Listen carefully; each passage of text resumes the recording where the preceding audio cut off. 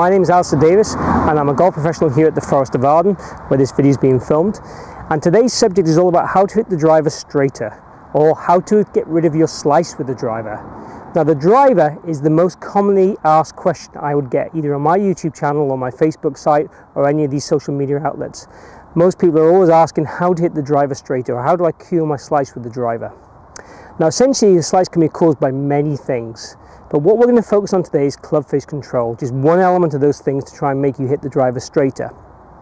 So essentially club face control is all about how we return this club face at impact. So we can return it in kind of three ways: what we call a square club face, a closed club face, and an open club face. Now, generally people who hit the ball left to right curvature or slice the ball will have the club face open to the direction they're swinging in. Most people hit the slice will tend to cut across the golf ball also, and the face then will be open, and the amount it opened will give the amount of curvature on the golf ball. So quite simply today, what we're going to focus on is trying to get this club face to match up with that path better, or close that club face more through the impact zone in order to hit straighter drives. Now, if you are the golfer that is cutting across the ball, which more than likely you are if you've got a slice, then potentially what will happen if you do this correctly is you'll hit a few pull shots.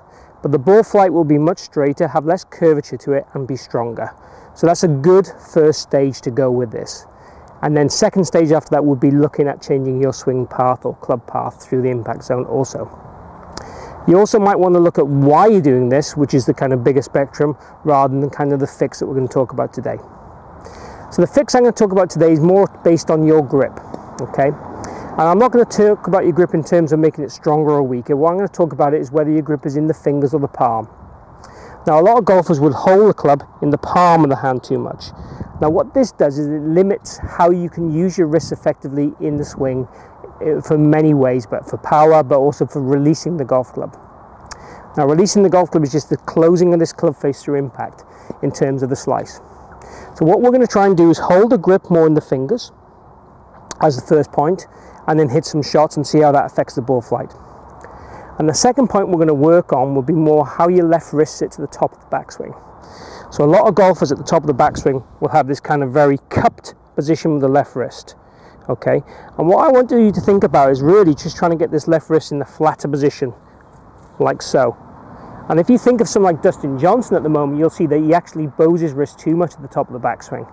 But for the guys who cup the wrist, this is the great thing to try and do, to try and copy Dustin Johnson's top of the backswing position, because this will undoubtedly get the club face square at impact. So quite simply, we're looking to grip the club in the fingers.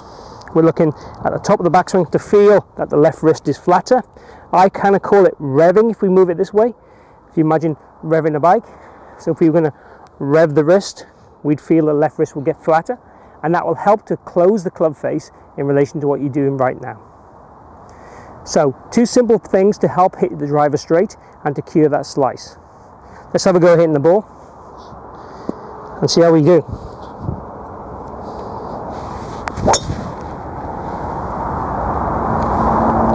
So a nice drive there up the fairway.